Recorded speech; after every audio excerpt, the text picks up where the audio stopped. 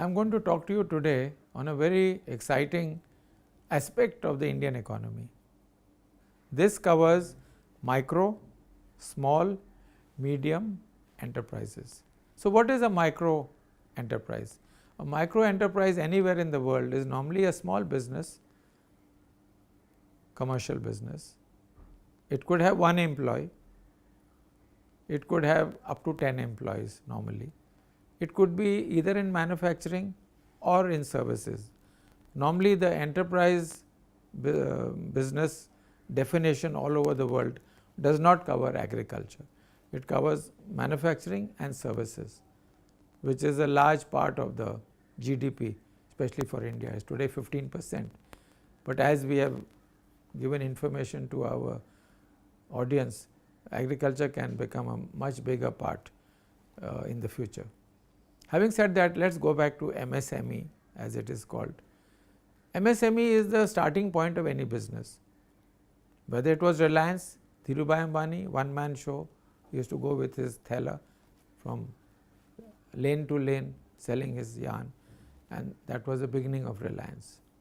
If you look at Microsoft, Bill Gates and his friend were sitting in a garage, and that is how Microsoft started. You look at any company in the world, whether it is Ford Motor Company, Boeing Aircraft Company, Oracle, Infosys, there were 7 of them sitting in some bedroom in Pune, and that is how Infosys started. And today look at what Infosys is.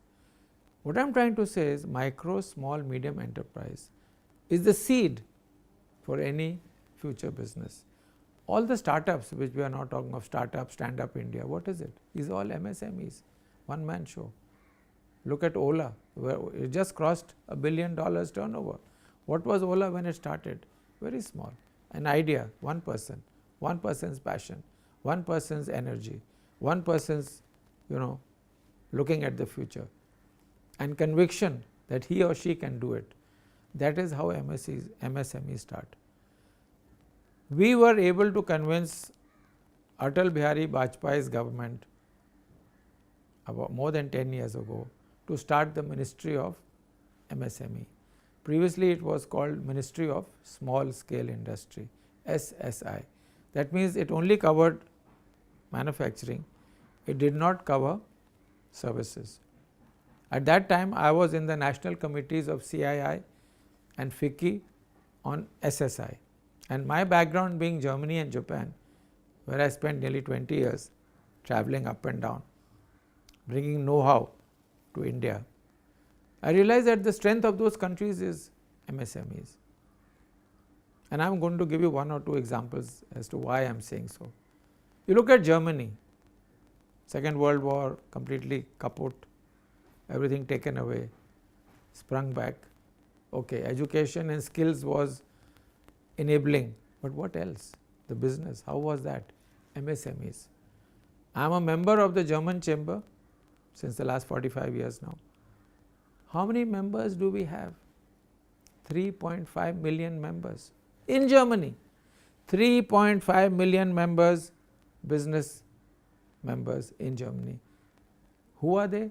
99.7% are MSMEs and 0.3% are large companies, which is the normal standard all over the world. Same thing in India. But in India, our chambers of commerce are like political parties, scattered. They have no common agenda. They do not even talk to each other. If there is a CII function, they will not allow FICCI. If FICCI has a function, they will not allow Bombay Chamber of Commerce. If Bombay Chamber of Commerce has a function in Bombay, Indian Merchant Chamber will not be allowed to put their logo. Our chambers are like political parties. In Chandni Chowk, God alone knows how many chambers there are. In India, God alone knows how many chambers there are. I think there may be 500 or 1000 chambers in India. We do not know, they are not catalogued. CII, which is the largest chamber in India, has 15,000 members, and the German chamber has 3.5 million in Germany and 400,000 outside Germany. So, who are those 400,000? People like me who are also members of the Indo-German chamber in India, where we have 12,000 members, we are affiliated to the German chamber. With the result, The German chamber knows exactly what's happening all over the world, because they have members inside Germany, 3.5 million, and there are 400,000 members in 160 countries. India, we have no commercial intelligence, because the chambers themselves are fighting with each other in India. And the problem is that MSMEs we don't recognize. MSMEs in India are estimated to be 160 million. We don't know who they are, we don't know where they are, they are not classified, they are not defined. It's all, everything is 40 years old. Nobody knows where they are, we don't know what are their problems. And I'll give you one example. I was talking to the Ministry of Corporate Affairs. I've been talking to the Ministry of Finance, Corporate Affairs, Niti Aayog, Ministry of Commerce. I've been talking to all the central government ministries, because the new government has brought me on the board of the Ministry of MSME. I'm officially on the Ministry of MSME for 5 years. From 2015 to 2020, I'm on the board, and we do have two meetings a year, which is remarkable, because with the previous government there used to be no meeting. For 10 years I think they had 4 or 5 meetings. With the new government we've already had 4 meetings in 2 years, and I think they rang me up yesterday, probably next week or early April they are going to have a meeting again, which is a good sign. At least you can express your views. So we have informed the Ministry of MSME that we should try to, at least in 2017, try to find out where our MSMEs are. Why is it important? I have already given you the reason in the beginning of my talk, but more important than that is you have to realize that 93% of the people of India work in MSMEs. That is where the employment takes place. When the CPI, CPIM MPs talk in Lok Sabha, Rajya Sabha, oh, there is no employment, there is no employment. They are talking of government employment.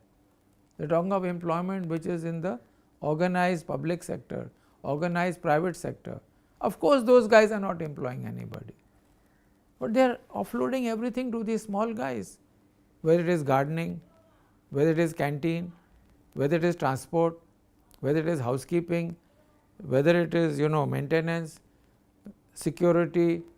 Like I can give you a number of services, they offload everything. So the question is, and you look at the small companies, somebody had 4 employees, this year they have got 10, so actually they have a jump of 150%, but who knows, because this is not catalogued, it is not registered. So that MP in the Lok Sabha is having a field day of frightening the world, and the media is busy taking down, clicking all those photographs, saying there is no employment taking place. If there was no employment taking place, there would be a revolution in this country.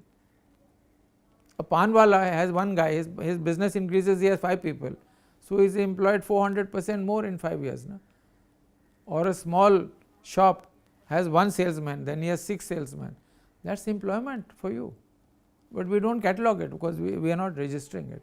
So one of our requests to the government is, and we have given a white paper, that you have to compulsorily register all MSMEs in India, and I am happy to say the government has finally agreed. I had meetings with the Ministry of Statistics and Project Implementation headed by Professor T.C.A. Anant and his Director General Dr. Manna last week in Delhi. I met the Ministry of Finance, I met both the Ministers of Finance, Mr. Gangwar, Mr. Meghwal. I met their number 2, 3s lower down.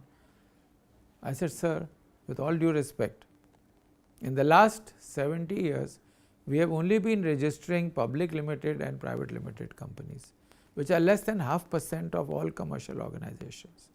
99.5% are proprietary companies and partnerships. You do not know who they are, where they are. That is the cash economy of India. That is where they do not pay taxes, because they are not supposed to report. So they do not care. Why should they report to you? And for the information of the government, we gave them certain figures which they were shocked. A study was conducted by a group of British business schools as recently as 2014, and they found that for every one registered business in India, we have 127 shadow companies. A shadow is a company which you can see but you can't catch. I mean, come on, 127. One is registered, 127 are not registered. That is where the black money of India is, that is where corruption is taking place. Has to take place, because you look at doctors, lawyers, accountants, management consultants, one man, two man shows, five. Who the hell knows who they are, where they are? They are having a field day. So the question is, we have convinced the government and we have taken it up with the PMO, we are going to be pushing it. You have to register all businesses. Anywhere there is business dhanda ho raha hai, some business is taking place, you have to register. Because number one, coming to a topic which is very dear to my heart, if you want to increase the tax base of this country, today only 4% of people of India pay tax. Why? Because these other guys, you don't know who they are. And if you can register them, your tax base will go up in 1 year's time from 5%, 4% to 20%. When that happens, we can reduce the tax rate from the present level of 10, 20, 30 to 5, 10, 15. It can be done in 1 year, but knowing the government, they may take 3 years. But I think it's still a big achievement. Because today most of the taxpayers are salaried people whose TDS is cut at source. They have no choice. Their tax is cut the day the employer gives the money, they pays the tax. So it's known. But the other guys are having a field day. So MSMEs are very important for generation of employment, very important for the economy because they are the dynamo of the economy, very important for increasing the tax base. But coming back to another subject, NPAs in government, exports, GDP. I gave one example to the ministers, and which I would like to also mention here. I said, sir, take the example of furniture. I said, in your office there is so much furniture. Do you know how many furniture manufacturers there are in India? Answer is no. Now, there may be 10,000, 20,000, God alone knows. So I said, let's assume there are 20,000 furniture manufacturers. Then they are categorized: steel, wood, plastic, subdivisions.